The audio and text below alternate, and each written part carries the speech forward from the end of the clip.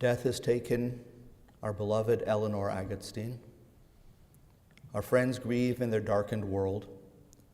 In their silence there is lamentation. In their tears there is loneliness. Lost in their sorrow, may they find the presence of loving friends. Hear them, O God, be with them. For Eleanor's love that united us in life and which death cannot sever. For her companionship that we shared along life's path and which continues through the tenderness of memory.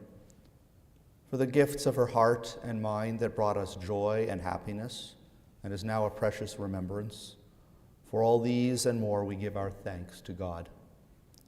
In this time of grief, we listen to the voice of our sacred scriptures that brings us the ever-new message of God's nearness. It tells us of our kinship with the Creator, in light as in darkness, in joy as in sorrow, in life as in death. Psalm 15. Adonai, who may abide in your house? Who may dwell in your holy mountain? Those who are upright, who do justly, who speak the truth within their hearts, who do not slander others or wrong them or bring shame upon them, who scorn the lawless but honor those who revere God, who give their word and come what may do not retract, who do not exploit others, who do not take bribes. Those who live in this way shall never be shaken. Psalm 23. Adonai ro'i lo echzar, binodeshe yarbitseni, amei menuchoti nachaleni, nafshi yeshovev.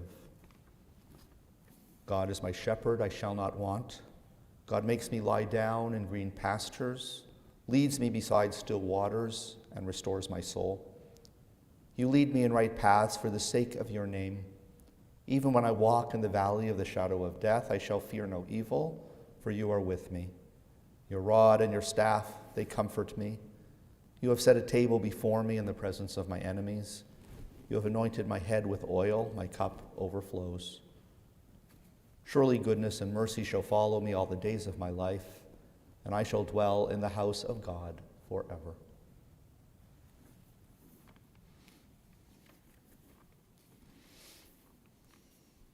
Psalm 121, I lift my eyes to the mountains. What is the source of my help?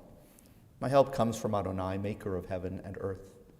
God will not let your foot give way, your protector will not slumber.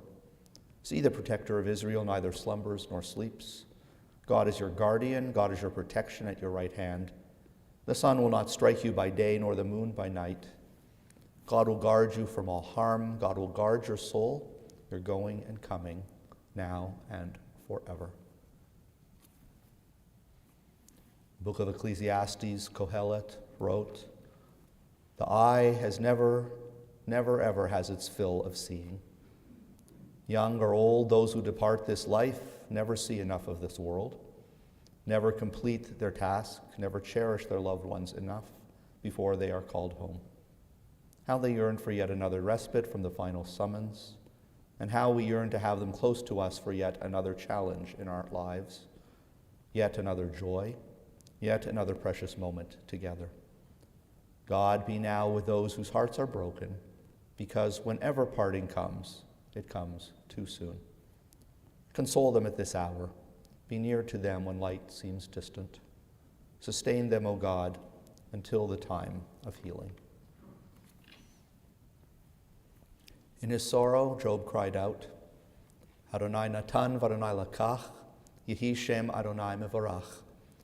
God has given, God has taken away. Blessed be the name of God. An ancient people, we are well acquainted with grief and with the valley of shadows. Death and sorrow are not strangers to us. Yet the centuries have taught us that a good name endures beyond the grave and that there is strength in faith. With Job we say, Adonai natan, God, you have given. You gave us a loved one who will not be forgotten.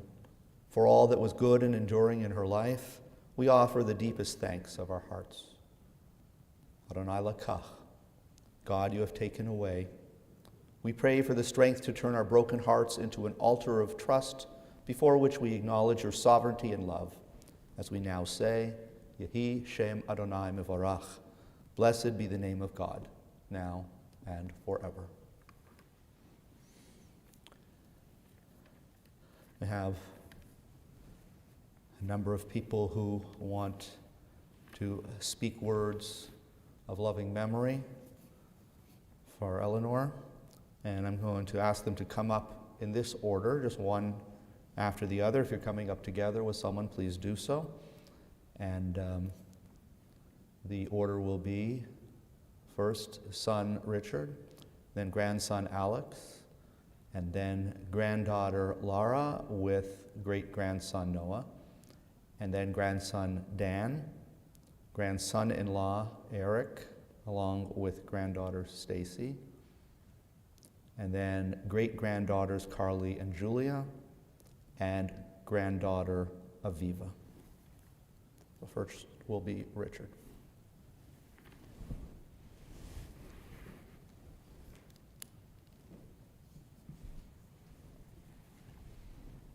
Just adjust this if you need.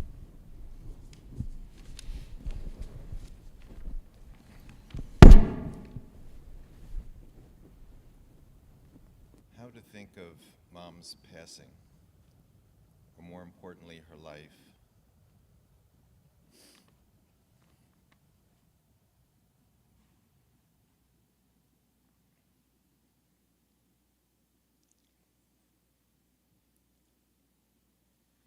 Born shortly after at the end of World War I, yes, that's World War I. She grew up during the Roaring '20s, though there's no known pictures of her in a flapper dress. As a preteen and then teen, she lived through the Great Depression, which I suspect accounts for the fact that she never threw anything away, a rubber band, a paper shopping bag.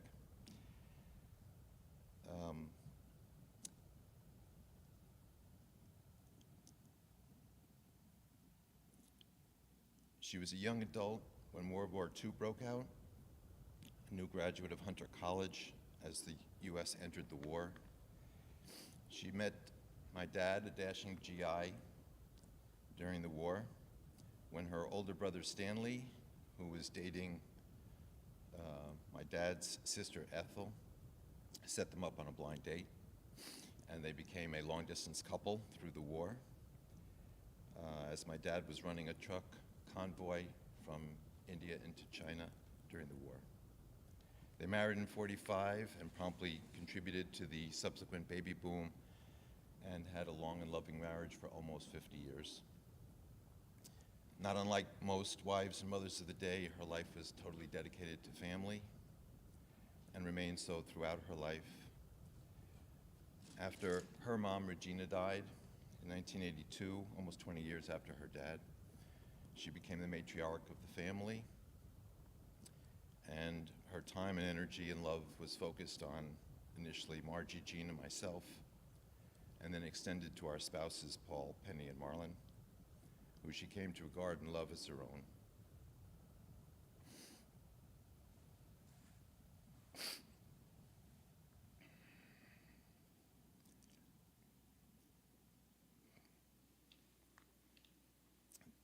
Then on to her grandchildren, Aviva, who she never could quite get over calling Vicky,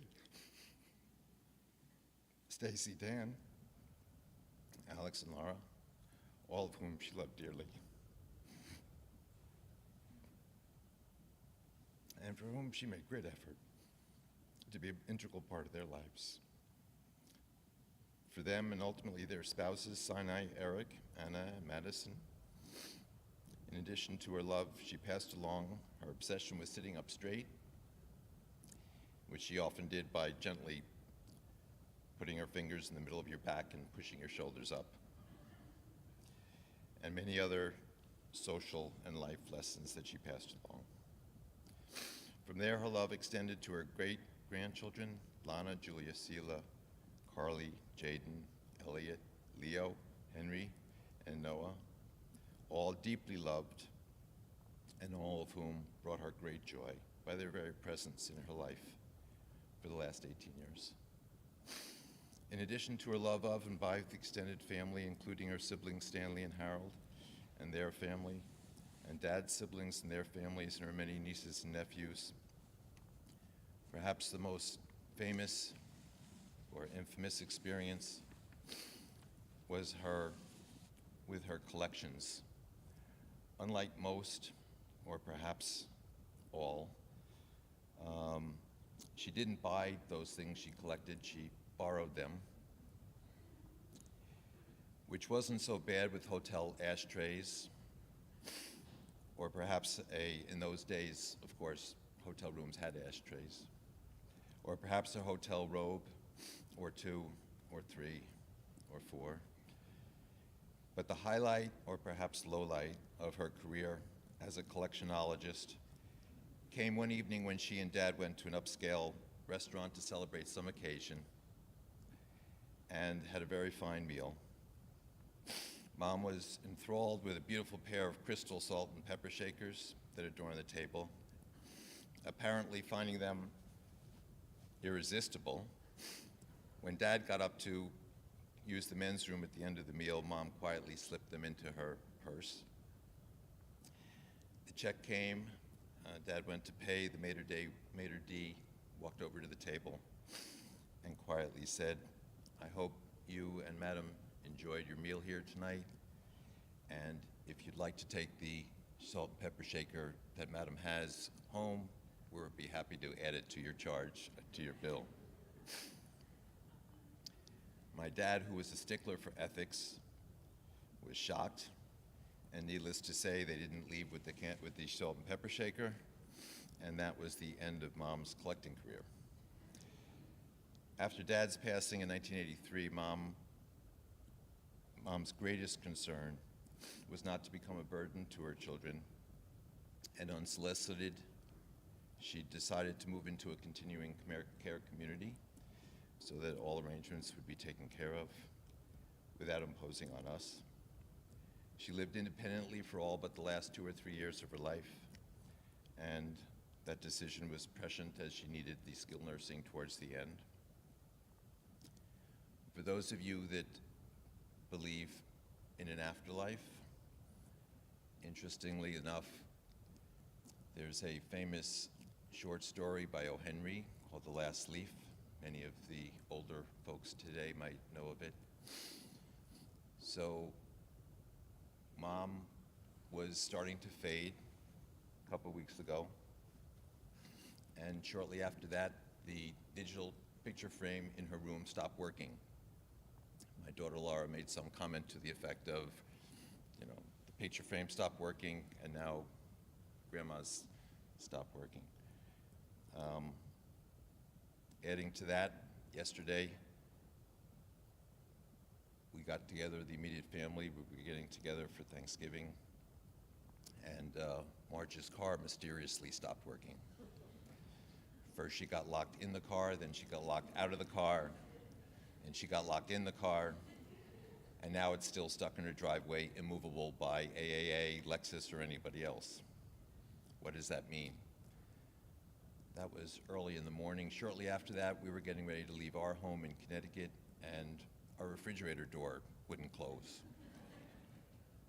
Seemed very odd, out of nowhere. And it got stuck there for like 10 or 15 minutes as I'm on our way out the door to come down to Long Island and freaking, what am I going to do with a broken refrigerator? And then we get down here and we find out that Marge's TV stopped working, just broke, couldn't be fixed. So maybe there's a message somehow in all of that Mom's trying to tell us. I spoke to my brother Gene, who unfortunately couldn't be here today, and he was saying that his wife Penny is going to say a prayer for Mom for the next 49 days. And why was that? Well, in the Buddhist faith, your soul upon death leaves your body and looks for another home in some living entity somewhere. And the soul has 49 days to find that home.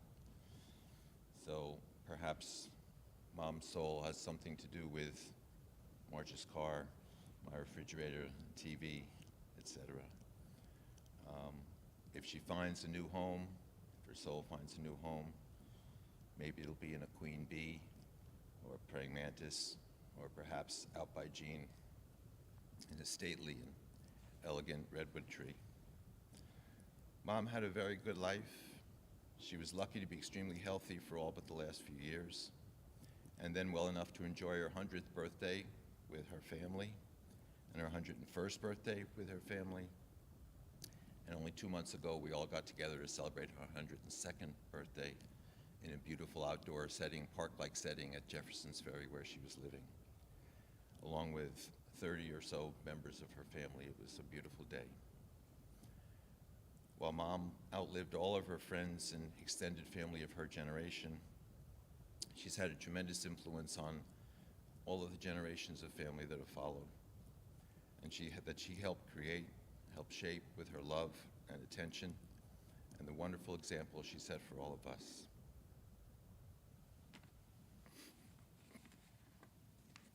We'll miss you, Mom. Rest in peace.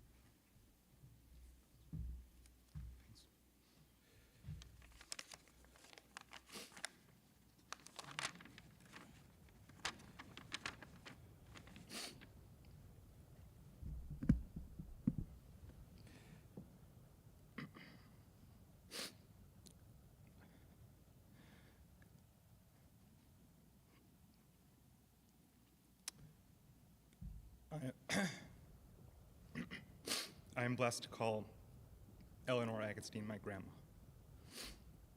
It's impossible to put into words the love and support she provided me, the memories we share, the ways in which she will be missed, and my deep love and appreciation for everything she was.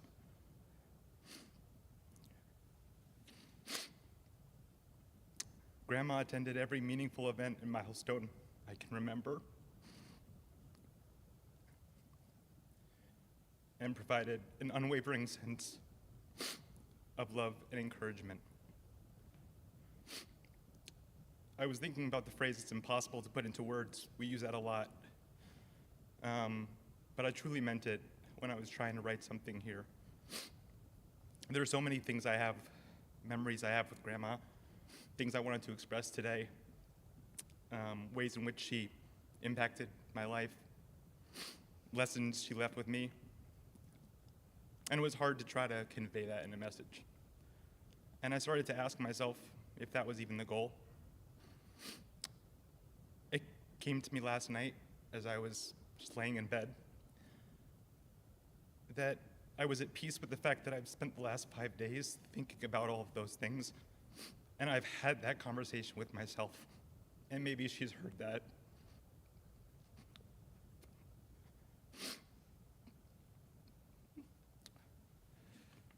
Over the last few years, with Madison and I living in St. Louis, I only got to see Grandma on occasion. You know, we would still share some one-on-one time together, be it at a holiday or a visit to Jefferson's Ferry. I try and keep her updated on what was new in my life since the last time, changes to where we were living, maybe a new job, a new hobby. She would, as always, ask question after question. That was something she did since I can remember. But I noticed a pattern, especially in the last few years. She always ended with the same two questions. Are you staying healthy? And are you happy?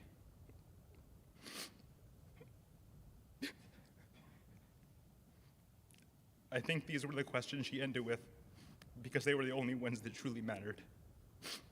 I believe her greatest pleasure came from knowing that those here in this room were happy, healthy, and supported. I will forever remember Grandma as selfless, proud, and supportive, and warm. I love you.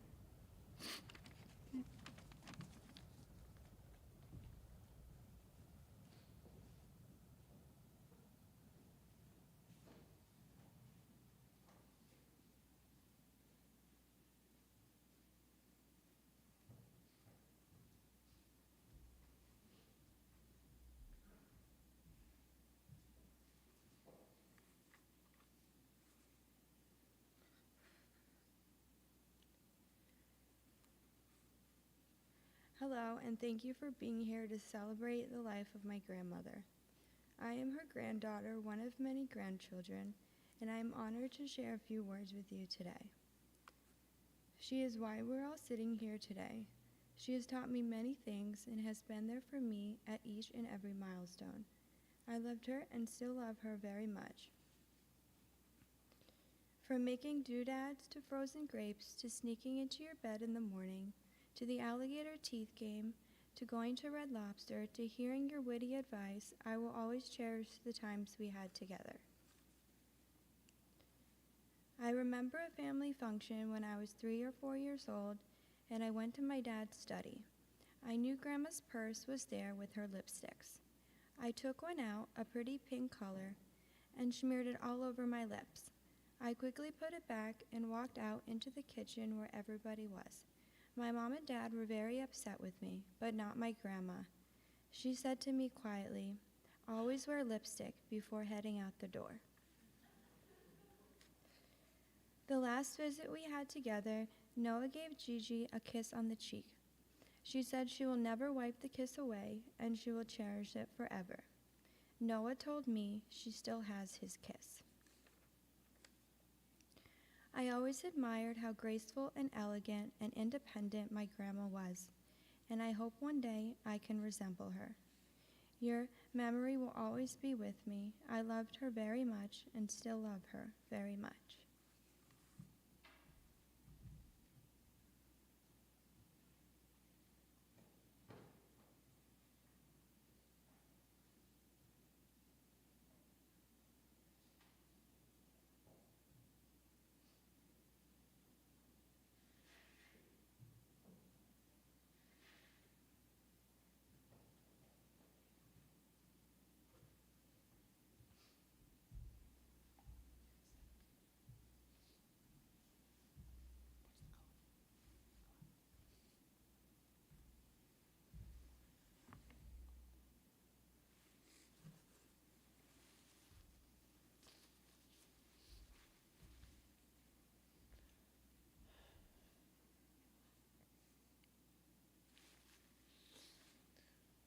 Typically, it's better when Stacy comes up at some point because she usually has jokes to mix in that sort of changes the mood a little, but not yet. So, thank you. When I'm not with family or taking care of patients, I'm in my research lab trying to define new ways to cure childhood cancer. In the last few years, I've focused on a unique part of cancer cells called telomeres.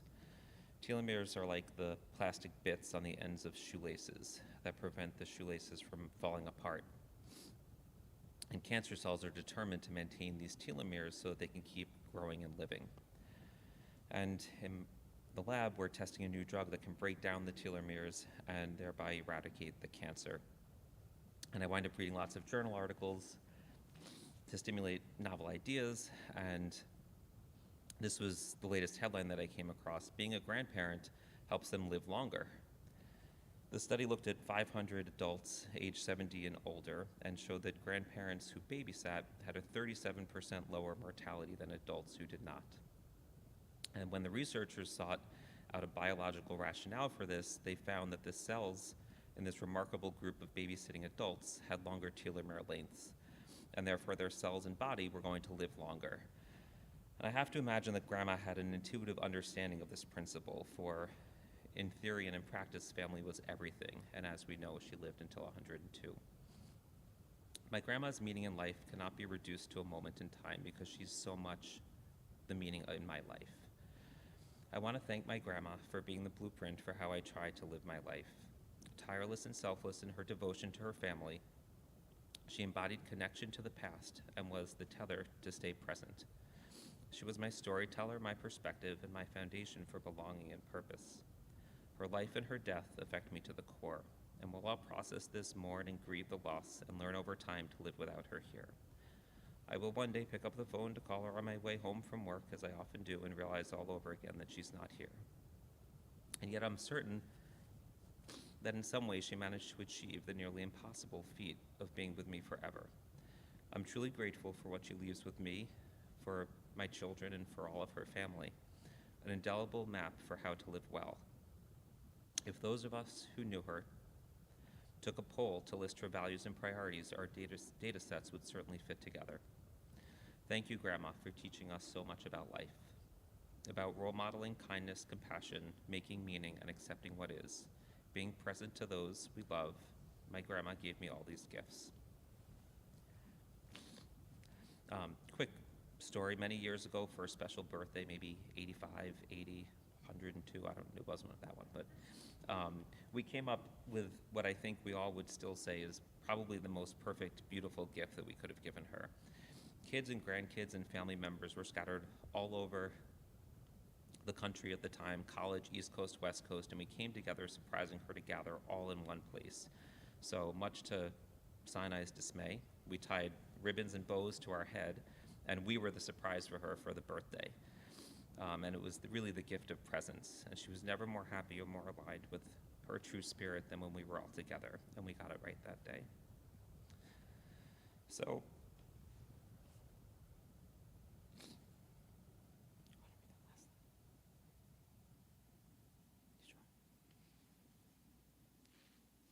thank you for the present of your presence. I'm thankful for every moment.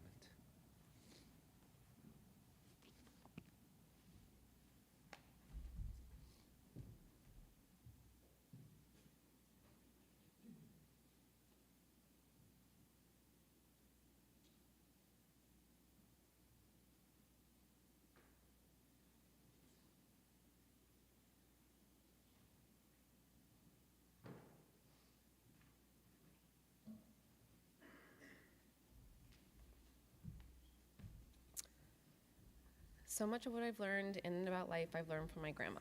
My kids, Gigi, my mom's mom. She was something to all of us, and she made each of us feel special when we were in her presence. She was our rock. The first thing she taught me was to always carry a tissue in your sleeve, and if you were wearing short sleeves, you could just tuck it in your bra. Be true to your teeth, or they'll be false to you.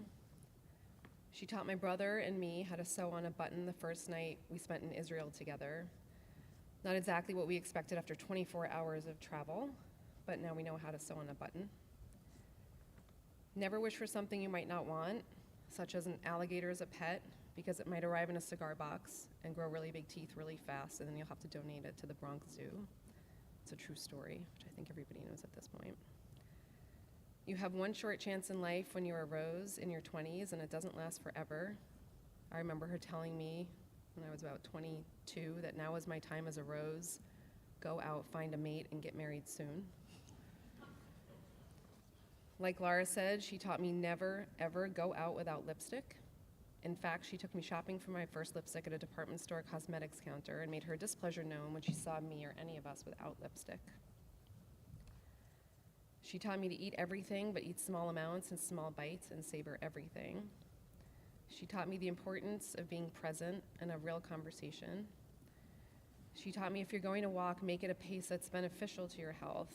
It was hard to keep up with her when she was walking. Her driving was fast too, and I don't think anyone knows how many times she was pulled over for speeding. She said 0, but nobody believes that. If you say it's not too sweet when you're eating a sugary dessert, it has less calories. You never need a reservation. Just walk in, stand tall, chin up, and tell them you had one. It's called the confidence reservation, and it worked every time for her. It's never worked for me. She taught me the importance of Judaism and its value in our lives. She was an ardent Democrat and taught me the value of being a good human citizen. She taught me it's not stealing if you just take the salt and pepper shakers off the restaurant table, so she didn't learn. Or maybe the butter knife, maybe some napkins. Why not the silverware while you're at it? It's free. If it's on the table, it's free. You should have seen the giant purse she carried around Israel to constantly add items to her collection. She got busted at the Hara Cafe on my 13th birthday after she asked if she could please take the menu, which was a special menu, and they said she couldn't take it as a souvenir, but there was a gift shop where they sell souvenirs in the Hara Cafe. Little did they know that she ultimately did return the menu to the table, but she made off with half the table settings. She taught me the importance of being sexy. She once bought me sexy underwear. My grandma did that. She taught me the importance of art in our lives. She took me to the ballet, to the Bronx Zoo, where we always looked for her alligator. And I went to the Museum of Natural History with her countless times with her. And when I've gone back with Jaden over the years, everything still seems exactly as it was 30, 40 years ago. She taught me, why would you get a ring size when you can just wrap dental floss around it until it fits? She saved all the Absolute Vodka ads for me as a kid so I could hang them up in my room. It may have been questionable. My grandma was encouraging vodka when I was 10, 11, 12 years old, but that's besides the point. She taught me not to waste. One Brussels sprout left on a plate necessitated a doggy bag. Then she would freeze it. She taught me that the soup served at a restaurant is never hot enough and must be sent back multiple times until it is. In fact, that's probably when she took the things from the table. She taught me to live frugally but give generously. She taught me that growing things was a beautiful part of life.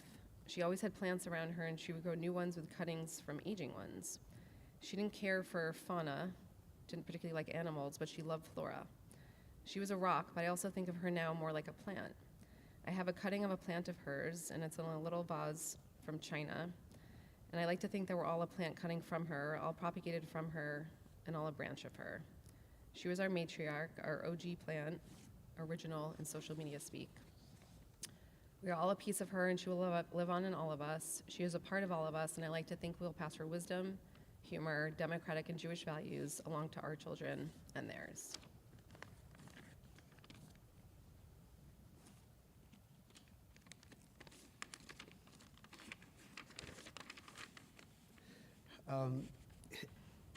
I wanted to say a few words.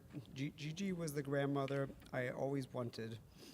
I grew up never meeting my grandparents, just one of my grandfathers, as they had passed prior to my birth.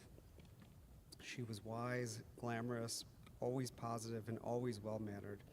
From keeping us up to date with current events in the New Yorker to correcting our posture, she was, I think, definitely a woman for the ages. Not many of us will survive a century, let alone 102 years. And I think that's what's so difficult today.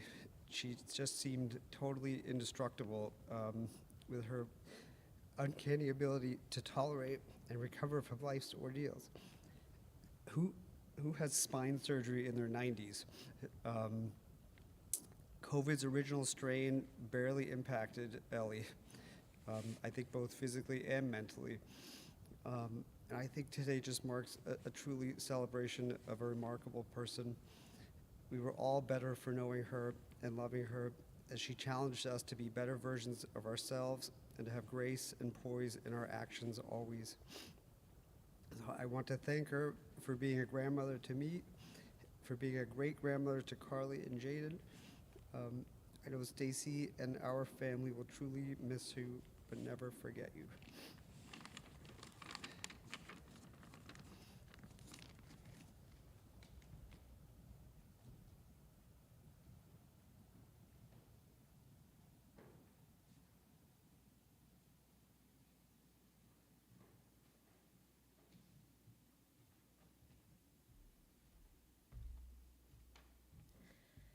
So I wrote an entire thing, but I wanted to start out with sharing a story that I actually just thought of.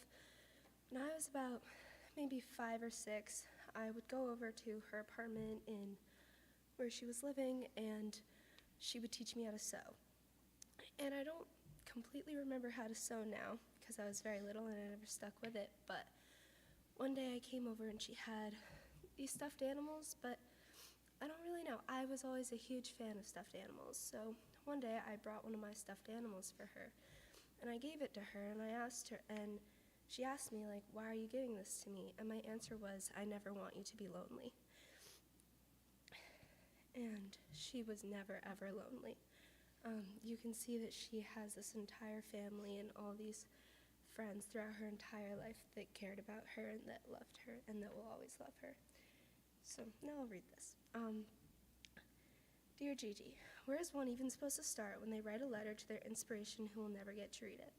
Out of your 102 years of life, I am beyond happy that I got to spend the last 14 years with you.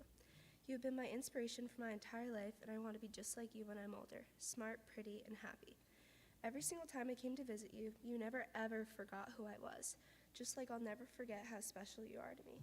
Thank you for the time my aunt bought me an alligator stories and your jokes. Thank you for your boy advice and your nails that are always perfectly done. You taught me to focus on the things that I can control. You taught me how to love unconditionally, but love with certainty. You had an incredible life, and if I could have a life even close to as amazing as yours, I would be happy. The world lost the most beautiful person both inside and out, but heaven gained an angel. Everything I do will be for you, and I will do my absolute best to make you happy. This isn't a goodbye, Gigi. It's just a see you later. I will love you forever and ever. Gigi. It's been difficult for me to form the words I want to say to you, but here goes. You are the strongest person I know, and to live a life even half as successful as yours would be a dream. One of the fondest memories I have with you will always be going to Jefferson's Ferry for swimming, lunch, and hanging out in your apartment. The pictures you had each held a story with so much meaning, and I'm so grateful to have heard so many of them. At your 99th birthday, or somewhere around there, when the slideshow of photos of you played, I vividly remember everyone telling me how much I looked like young you. It truly was the best compliment I've ever gotten, and I hold it close to my heart every day. All 102 long years of your life, you were absolutely beautiful, and I feel so lucky to be compared to you. So effortlessly funny, so wise to a point nobody could truly comprehend, and so loving that it's inspired so much of me. Your advice was beyond helpful in every aspect of my life, from boys to schoolwork and studies to health and how to live to be 102 years old. Gigi, you are my superhero, and I feel so blessed to not only know you, but to love you so deeply and have had the bond that we did. You are truly a blessing to every person here. Thank you for being you. I love you.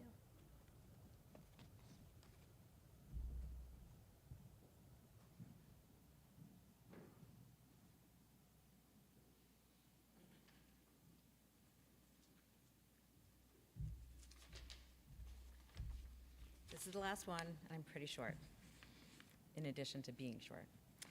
I've always admired my grandma. From the time I was a little girl, Gigi would tell me I could count on her, so I did. 1, 2, 3, 4. I've heard that story numerous times. As I got older, I realized, of course, that she didn't mean counting on her literally. I admire my grandma's values, which she actively demonstrated her whole life. The 3 that stand out most to me are gratitude, family, and resourcefulness. Yesterday at Thanksgiving, I was reflecting on gratitude and just how easily this shined through my grandma. Her thought process was never, why don't you visit me or call me more often, but rather was, I'm so glad you called me or visited me. She wrote thank you notes to us, even to thank us for a gesture, not just a material object. She was always grateful for the love she received from her family, and part of how she showed this was through her making others laugh with jokes and storytelling. We always knew when Gigi was about to tell a joke, and they were always funny and sometimes even a little dirty. But Gigi wouldn't tell the dirty jokes in mixed company, meaning with men and women both there. Just like her brother, Uncle Harold, her sense of humor was spot on.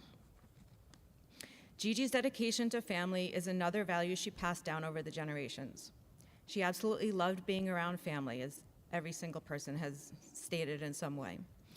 At all the great-grandkids' birthday parties, for example, she would be so happy just watching the children have fun, while never forgetting to compliment the effort others put into the planning and implementing of everything.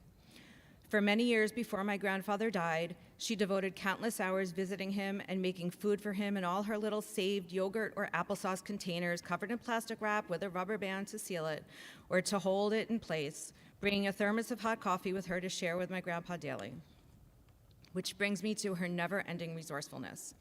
I remember as a kid knowing exactly where Gigi kept the zillions of extra rubber bands and plastic and paper bags, and I remember being grossed out by the milk containers she reused as mini garbage holders by the sink. She stored up dirty rags to wash for weeks until she had enough of them to run a full load of laundry.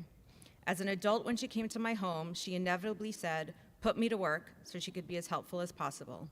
Being resourceful As others have said, even if it meant through stealing, like when she tried to steal a salt and pepper shaker from the Russian tea room, I think, and absolutely mortified my grandpa when he looked at the bill and there was a charge for the salt and pepper shakers, similar enough to Uncle Richie's story, was one of her strengths.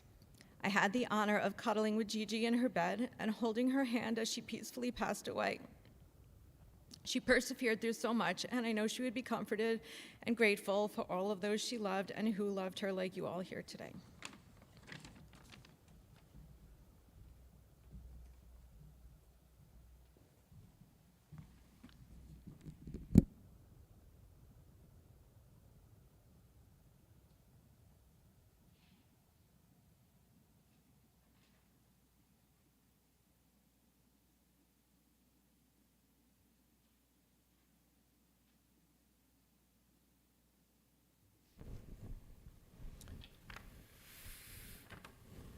There are stars up above. So far away, we see their light long, long after the star itself is gone. And so it is with people that we love. Their memories keep shining ever brightly, though their time with us is done. But the stars that light up the darkest night, these are the lights that guide us. As we live our days, these are the ways we remember. These words from our prayer book beautifully describe the legacy of Eleanore Agatstein, as do the heartfelt words of all from whom we've heard this morning. I thank all of them for their beautiful memories. The many wonderful memories of Eleanore just described, and those in our own hearts and minds, demonstrate clearly that she was a source of light and inspiration for many, even those who did not know her, and especially for those that knew her best. And such a light like that from the stars in this passage cannot be easily extinguished. It continues to shine onto and reflect from each of us, giving us the strength, courage, and conviction to follow her example as a loving, caring, and devoted wife, mother, grandmother, great-grandmother, Gigi, and friend. Eleanore, in her 102 years, together with her beloved husband Leon, planted a firmly rooted garden of the future, shining light and providing nourishment. She is lovingly remembered by her children, Marge, Jean, and Rich, and spouses Paul, Penny, and Marlon, grandchildren Aviva, Sinai, Stacy, Eric, Dan, Anna, Alex, Madison, and Lara, and partners Sinai, Eric, Anna, and Madison, and great-grandchildren Lana, Julia, Selah, Carly, Jaden, Elliot, Leo, Henry, and Noah. Her legacy, her garden, will continue to grow and flourish as long as her loved ones keep her memory alive. And the memory of Eleanore Agatstein, who lived years of both quantity and quality, surely her memory is for a blessing. Zichrona livracha. We all, I'm sure, have special memories of Eleanore. We'll take a quiet moment for our own thoughts and prayers.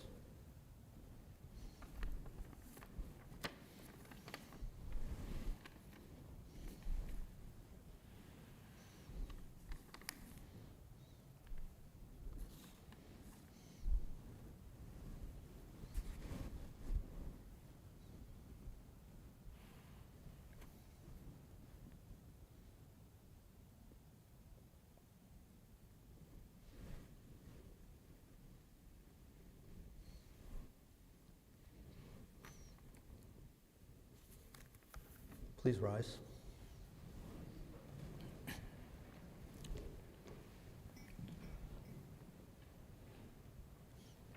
El malei rachamim shochen b'hamromim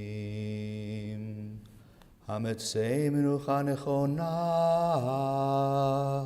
hametzei menucha nechona tachat kanfei Ashechina im kedoshim utohorim kizor arakia mazhirim את נשמת אסתר בת אביגדור, שהלכה לעולמה. אנא בעל הרחמים, יסתיריה בסתר כנפיו לעולמים.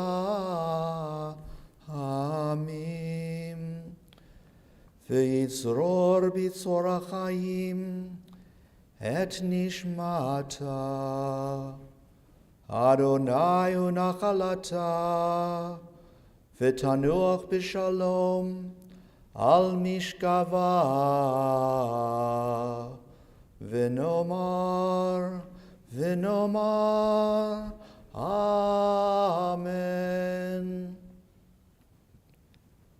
Compassionate God, eternal Spirit of the universe, grant perfect rest in your sheltering presence to Eleanore Agatstein, who has entered eternity. O God of mercy, let her find refuge in your eternal presence, and let her soul be bound up in the bond of everlasting life. God is her inheritance. May she rest in peace. And we say, Amen.